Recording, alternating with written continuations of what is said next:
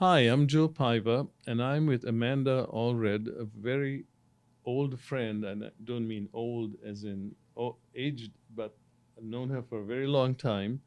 And Amanda has been an amazing surveyor and supporter of National Society of Professional Surveyors, and a couple of other things that you'll find out about. She has an incredible breadth of surveying experience. Um, the first person I think I met who used to talk about mining claims all the time. Um, anyway, she's here. I'm not going to. I'm not going to give you a foretaste of what she's going to talk about. But Amanda, tell me what's on your mind today. I think today, what's on my mind is really helping the individual become more professional, and as well as using minorities and women's groups to understand how they can use their status as a woman or as a minority as a real building block and a privilege to help others work through the industry and the things that they bring to unique things that they bring to the table based on their background. Well, those are two great topics. I know in general that surveyors don't give enough thought to the mantle of professionalism that they wear or that they take on, and whether they wear it properly or effectively and to their benefit, the public's benefit, I know is something that has always concerned me. But being an educator, especially, I'm uniquely aware that when I don't attend an NSPS meeting full of young surveyors, that there's very few people who are not white males. And so that's a favorite topic of mine as well. So take it away. I recently got to spend quite a bit of time in Puerto Rico, and we could definitely all take a page out of their book. That conference down there, it was the International Congress they have every 2 years, and Puerto Ricans represent themselves and their island and the profession incredibly well, and they are passionate about land surveying and what it means to be a professional. And they always show up as in best dressed and in a very, very clean and professional manner, and they never forget who they are or what they're representing. And it's such a breath of fresh air as well, because the sheer number of women that come out of that from that island. And one thing that I would like people to understand is that Puerto Rico might be an island, but it is a territory of the United States, and they take the NCSS exams that everybody takes. They are just as well qualified as we are. The university is incredible down there, and their leader Evie, she's a good longtime friend. And the thing they do that we don't is do this in two languages. English is not their primary language, but they have to learn English in order to take the exams, in order to pass the exams. And so it really to have somebody like that on your team who speaks two languages, who knows what adversity is, who's made it through a lot of challenges themselves, would be an incredible benefit. And I don't think we as mainlanders look enough to that organization and the people in the Caribbean in general to help populate the general population of mainland surveyors. Yeah, I have been in Puerto Rico a couple of times, and I've had a chance to uh, interact with the students from the surveying programs as well as the professionals.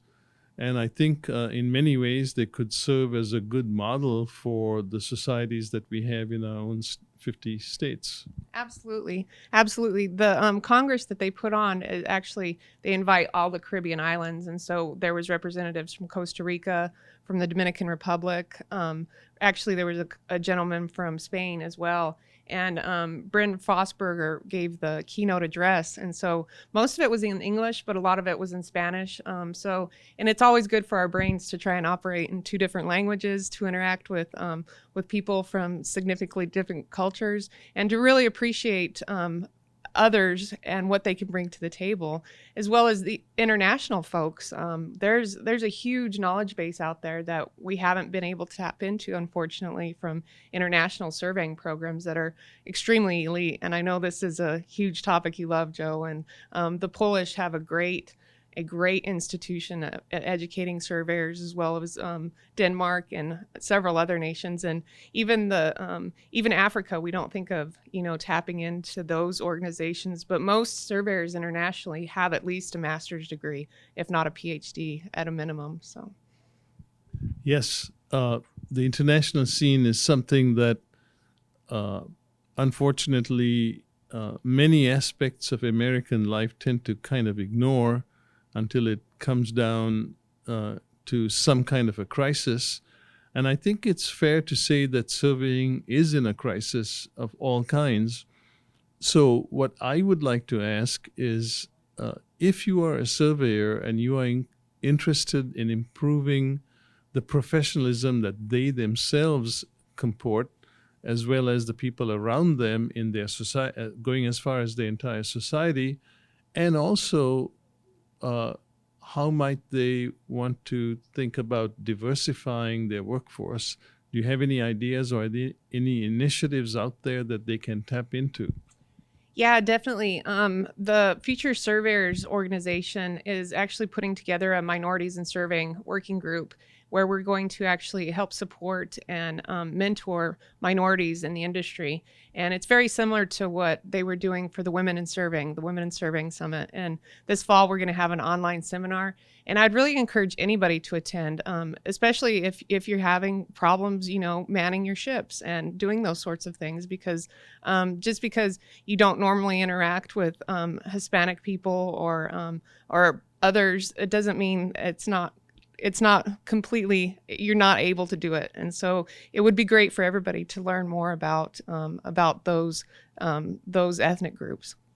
So I think a lot of this comes down, whether it's professionalism or diversity in our workforces, to think about widening our view. I think too often we have this very narrow idea of what our surveying workforces need to look like in terms of physical characteristics as well as skills.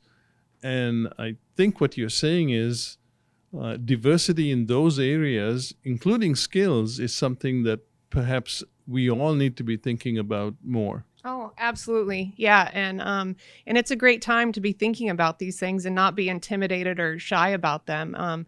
One time when I started at a company, my supervisor's wife actually told me at a Christmas party that her husband was really nervous about working with a woman because he'd never had.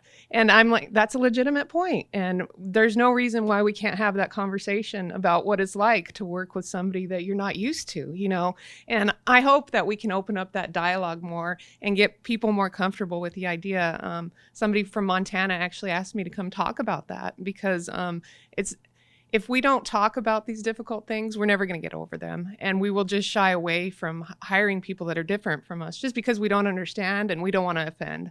And that's really the point here, is just to open the conversation, get people more comfortable with it, and so we can move forward and accomplish all the great things that land surveyors do.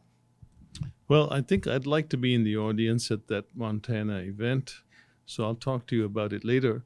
But it's a really important issue that can't be ignored by any of our 50 or 50 plus societies that we have in the U.S.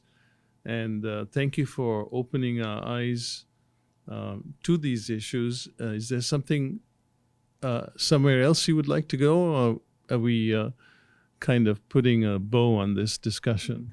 I think the last thing I'd like to say is one of the women at the Women in Surveying Summit made the excellent point, and I've always held on to this, that meanness and discrimination isn't a man versus woman problem. It's a human problem, and that there's no need to focus on who is creating the problem, but we need to focus on the solutions. And there are so many solutions out there if we can just talk to one another about those. Thank you so much, Amanda. It's always a pleasure to chat.